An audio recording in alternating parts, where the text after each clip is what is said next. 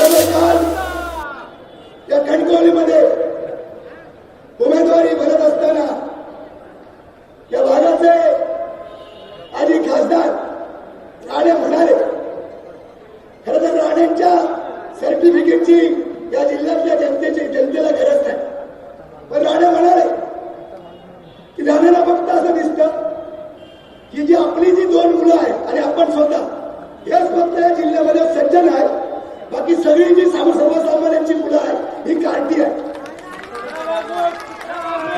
अरे तुमचा काय संबंध? तुम्ही काय केलं जनतेसाठी? गेली 35 वर्ष तुम्ही सगळी सत्ता उपभोगली.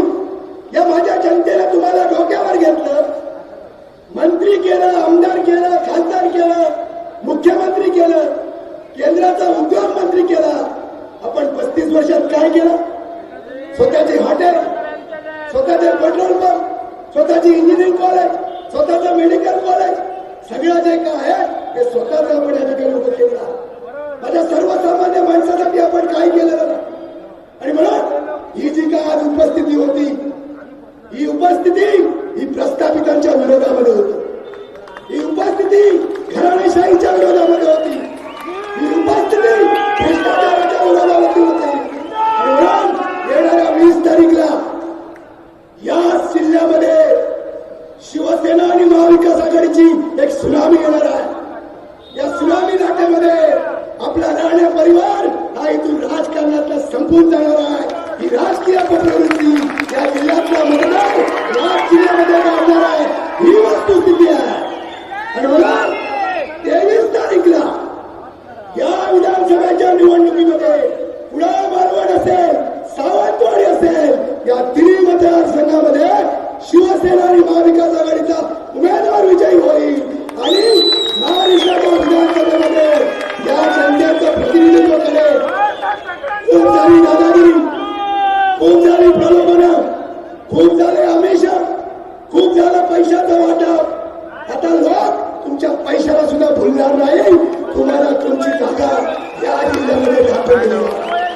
अरे तुम्ही कोणाचा विकास केला, कोणाचा दर्जा उत्पन्न वाढवलं? सातत्याने सांगता मी माझ्या जिल्ह्यामध्ये आलो, गरीब लोक होते, 35,000 रुपये उत्पन्न होतं, मी 2.5 लाखावर नेऊन ठेवलं. काय लोकांच्या घरात काम केलंस की लोकांना त्या ठिकाणी काय मदत केलीस? लोकांनी आपल्या हिमतीनं आपलं कुटुंब चालवलं, स्वतःच्या ताकदीनं आपला संसार उभा केला आणि कुठेतरी उत्पन्नामध्ये वाढ झाली. कशाचाही श्रेय घेतो? श्रेय घ्यायचं असेल तर छत्रपती शिवाजी महाराजांचा पुतळा पाडला त्याचा श्रेय घे. डॉक्टर बाबासाहेब आंबेडकरांच्या समाजकार्याच्या निधीमध्ये पैसा घालास त्याचा श्रेय घे. अरे 3,000 कोटी रुपयाची कामं, लोकांची दिशाभूल, फक्त नारा वाढवला, वर्क ऑर्डर दिल्या आणि प्रत्येक कामामध्ये या नितेश राणेने 12% पैसे घेतले. 3,000 गुणिले 12, 360 कोटी रुपयाचा भ्रष्टाचार या आमदारांनी केलेला आहे. आणि हेच पैसे तुम्हाला वाटण्यासाठी हे परत गावागावामध्ये येणार आहेत. 1,000-2,000 रुपये तुमचे दर, तुमचे किंमत ठरवणार आहे. पण मी माझ्या सिंधुदुर्गातल्या स्वाभिमानी जनतेला एवढंच सांगतो की आपण लढलो नाही तरी चालेल, पण आपण विकल्या जाऊ नका. यांची जागा येणाऱ्या 23 तारखेला आणि कोणाच्याही भावाला घाबरण्याची गरज नाही. मला माहिती आहे की गावागावामध्ये स्वाभिमानचे कार्यकर्ते येऊन लपून बसलेले आहेत. तुमच्यामध्ये हिंमत असेल तर माझ्या एका कार्यकर्त्याला हात लावून दाखवा.